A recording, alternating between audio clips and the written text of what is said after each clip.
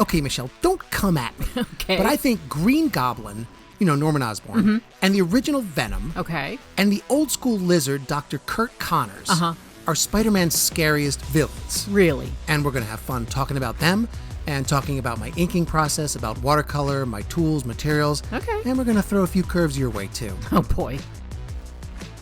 All right, Green Goblin. Right out of the gate, new brush alert. Oh, okay. I'm using the Princeton Velvetouch #1 round brush. Okay. I've been having trouble with my Winsor Newton brushes lately. You got a few of them that had split bristles. I have.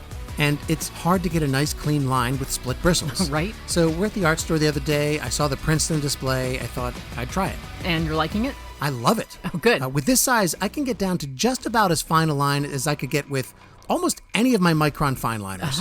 But it's also versatile enough to give me a nice variable width line with just a little pressure. Nice. Now, I'm going to be going over more of my tools and materials throughout the video, but I should also mention I'm using the Dr. P.H. Martin's Black Star ink. All right. I think Green Goblin's scary. Of course. I know there have been some other Goblin-based villains. Yeah, but Norman Osborn gets major points for being the first in a long line of goblins that are really just knockoffs of this guy. Oh, yeah. New Yorkers see the Red Goblin, say, and they're like, oh no, it's the Green Goblin mixed with Carnage, a new iteration. Here we go again. But but the first time that anybody ever saw Norman in his green suit, I imagine that they couldn't even wrap their minds around what they were looking at. Oh, I'm sure. He was fresh and new and out of the realm of collective experience. Right. And I think that's always going to be scarier than something that you can kind of put in a box and define. Yeah. Plus, Norman knew Spider-Man's secret identity, so he could attack at any time, in any way, which put Peter's friends and family in jeopardy. Plus, he killed Peter's girlfriend. Right. So there's that. Yeah. So let's see how you do with Venom. With Venom, I wanted to try that Tomboy Fudenosuke brush pen, however that And I'll make sure to type that in the info since neither of us are sure how to pronounce seriously, it. thank you. Sure. So this pen has two variants, a hard tip and a soft tip. I'm using the hard tip because I wanted to try to hatch with it like I would with my microns. Right. But I want a little personality to the line. It's a brush pen, so I get a little variation even with the hard tip. Okay. And for the bigger, bolder lines, I use the soft tip to get a little more thick and thin. Okay, so are you going to tell me Venom is like the Goblin? He's scarier than Carnage because he came first? I mean, that's a big part of it. I know Carnage is more bloodthirsty, less predictable, Okay. but technically he's a derivative, literally and figuratively, of Venom. Right. All of those symbiotes that sprung from the Venom character just feel like a copy of a copy of a copy to me. Yeah. Also, the first time you realize Spidey has a villain with whom his reliable old Spidey sense doesn't work, that's really unsettling. Yeah. And also, like Green Goblin, Venom knew who Peter was. Right. Even more than the Goblin, really. Yeah, because he was part of Peter for a while. Yeah. And he actually controlled his body. And that's really scary. Yeah, it is. Oh, I also used a green micron to simulate the color hold that they sometimes use in the comics around Venom's green tongue slime. Good idea. Gross, but good idea. Yeah.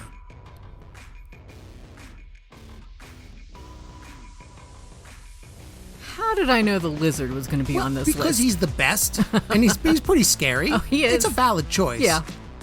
I also jumped back to the #1 round brush for this because the whole point of my doing this is to get better at the things I need to get better at. Oh, right. Brush inking is high on that list, so I gotta practice. Okay.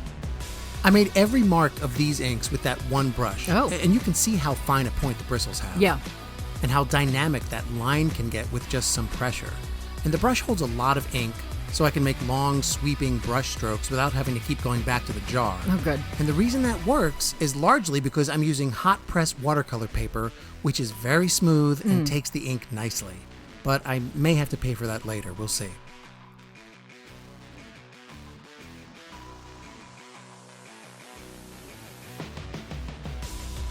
So why is the lizard terrifying? Yeah. That is obvious. He's a lizard man. Yes. He's a lot like the old werewolf legends, half man, half beast, savage. Yes. But in Doc Connor's case, still possessed of a brilliant but twisted mind that can devise some pretty sinister plots. Yes. Speaking of brilliant but twisted minds, you will be putting yours to the test today in yet another episode of that awful show that no one asked for, but they get it anyway. Ink it or stink it.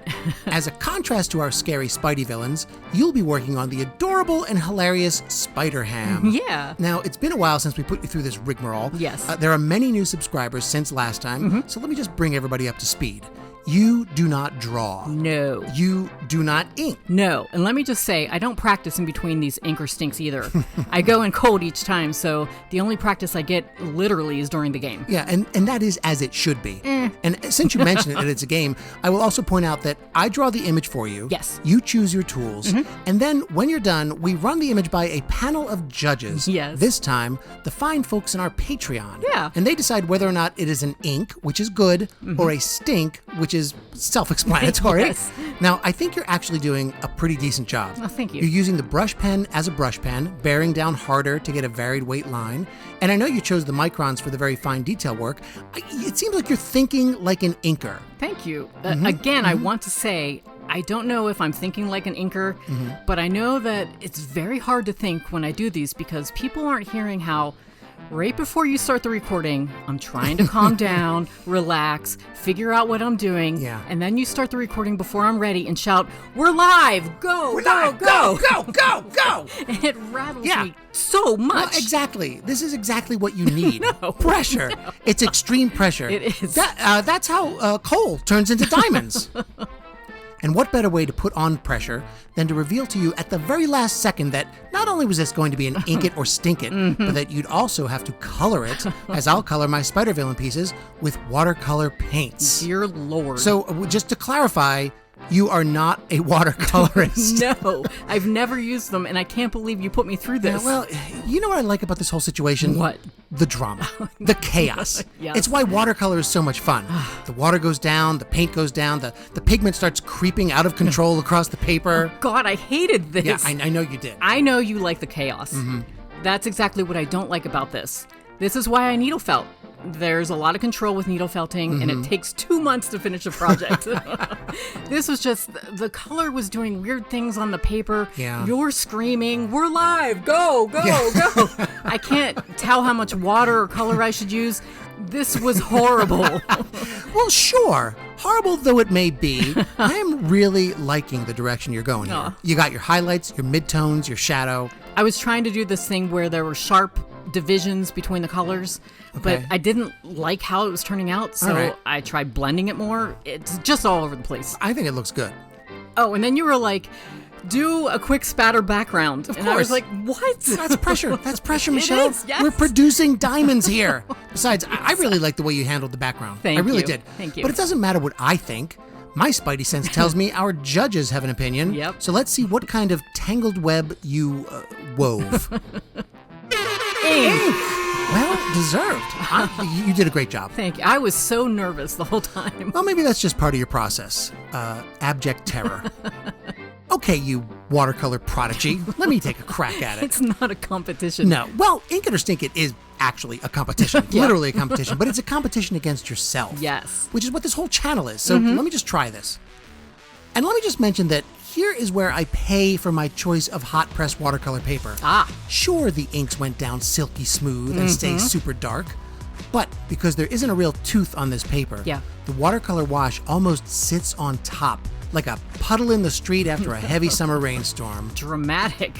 But it's true. Yeah. It did that with my SpiderHam too. I saw that. And I think the trick is to just be conscious of the materials going in, and then you can adjust your technique, like how much water you want to use. Right. Or maybe someone will just invent a warm press paper at some point. Right? A cool press paper. Exactly. Just a little tooth. Yeah, smooth enough to allow the inks to go down nicely, but toothy enough to let the watercolor grab onto something and to flow into something. Yeah. I should also mention that I used a blow dryer in between layers. So did I. Yeah, you know what? That was a secret tip I gave you. Yeah, I know. Normally, I would take away points off your win, but you did such a good job, I'm going to allow it. Thank you. But yeah, you dry the one layer, and then the next layer sits on top without bleeding into the first. Yeah. It's a more controlled way to lay down color, and you can also use it to sort of tint your colors, kind of like laying down a glaze, or if you work digitally, like throwing an overlay or color layer on top of things. These guys got progressively scarier the more color you added. They did. Let's see how they turned out.